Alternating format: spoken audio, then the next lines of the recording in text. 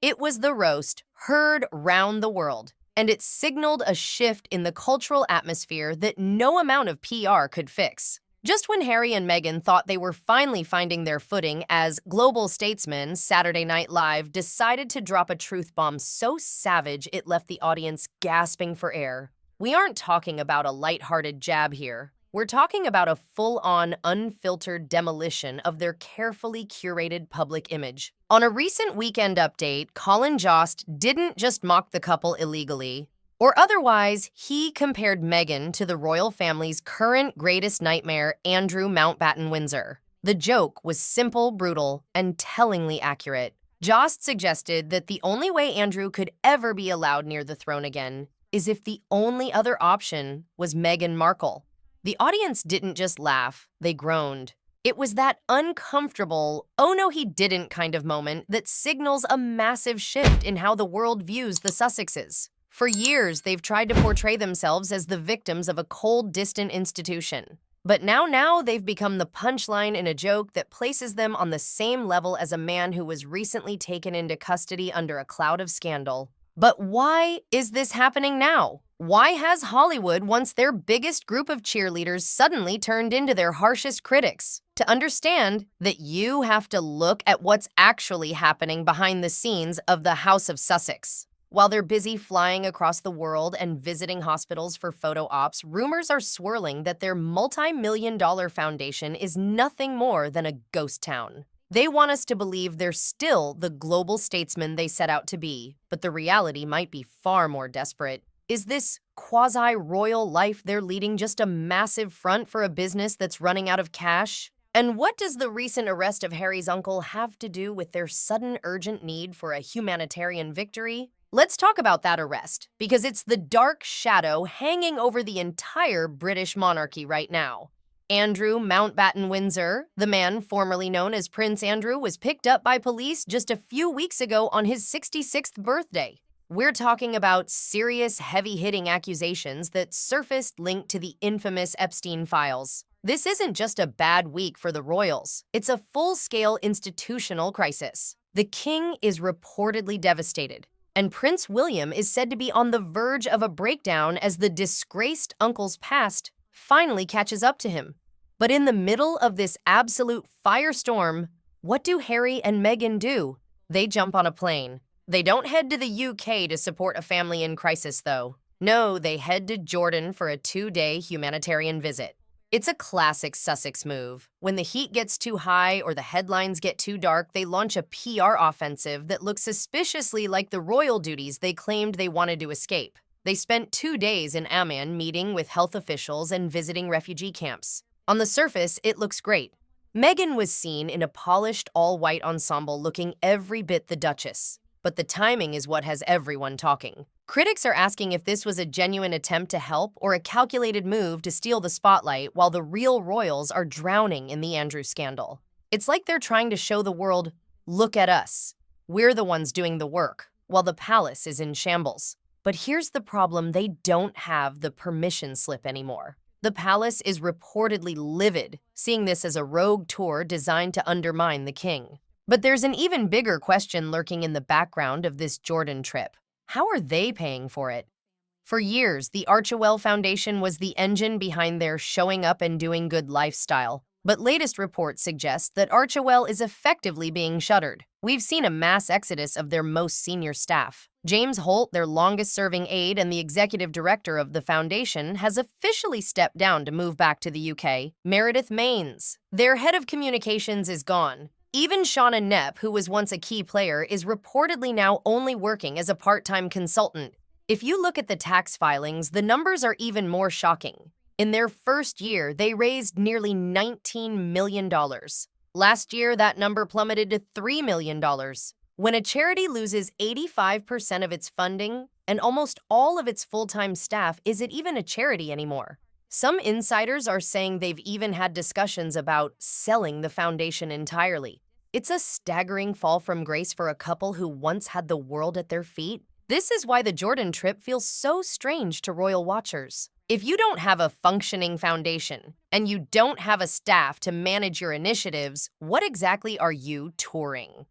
One source told Page Six that the Sussexes are now just gracing people with their presence because they have no more money to actually give. The elephant in the room is that the bank account is running dry, but the need for the spotlight remains as strong as ever. Take a look at the photos from that trip.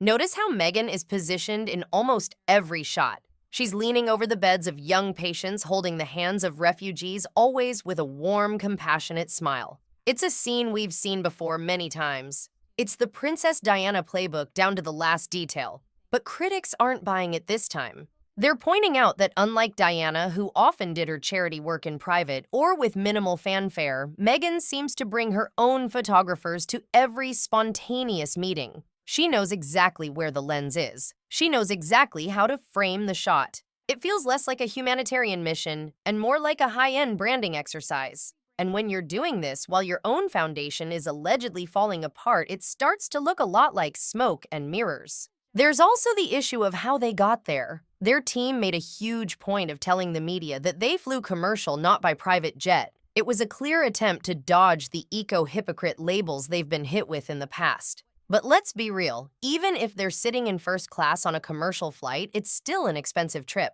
If they paid for it themselves, as they claim, where did that money come from? Was it a personal expense, or was it funneled through what's left of Archewell as a business expense? In the world of nonprofits, a trip to see where the funding went is a classic way to write off international travel. But since they haven't released an independent audit in years, we may never know the truth. While Harry and Meghan are playing global statesmen in the Middle East, the king is reportedly considering a life raft for them. There are whispers that Charles might be offering them a place to stay in the UK, possibly a return to a smaller property on the royal estate.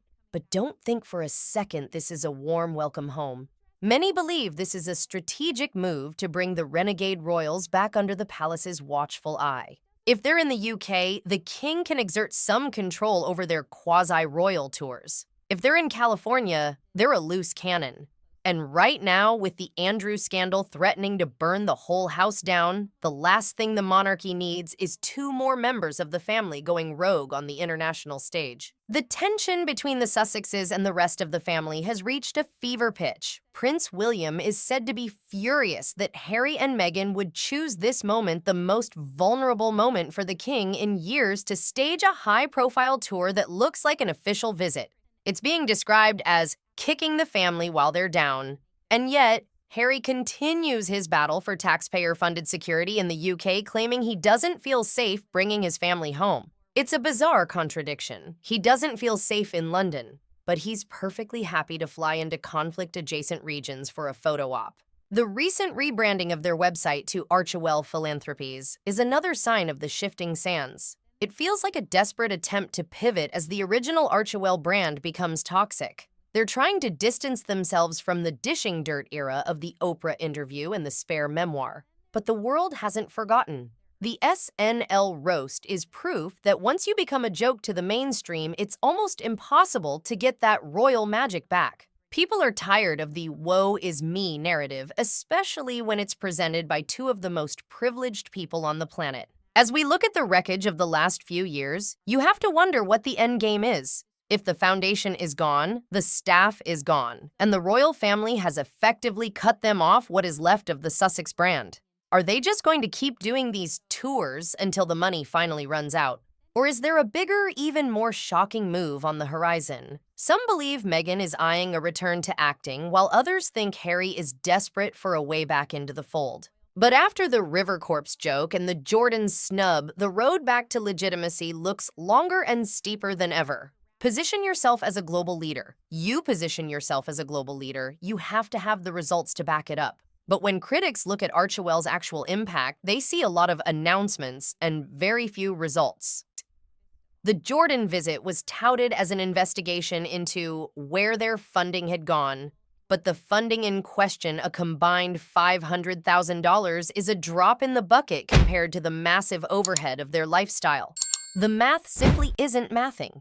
It's as if they are trying to run a marathon on a treadmill. They're working hard to look busy, but they aren't actually going anywhere. The psychology behind this constant motion is fascinating. For someone like Meghan, who grew up in the fast-paced world of Hollywood, the idea of being irrelevant is the ultimate nightmare. In Hollywood, if you aren't being talked about, you don't exist. This explains the relentless PR cycle, the surprise appearances, and the sudden shifts in focus. But royal life is the opposite.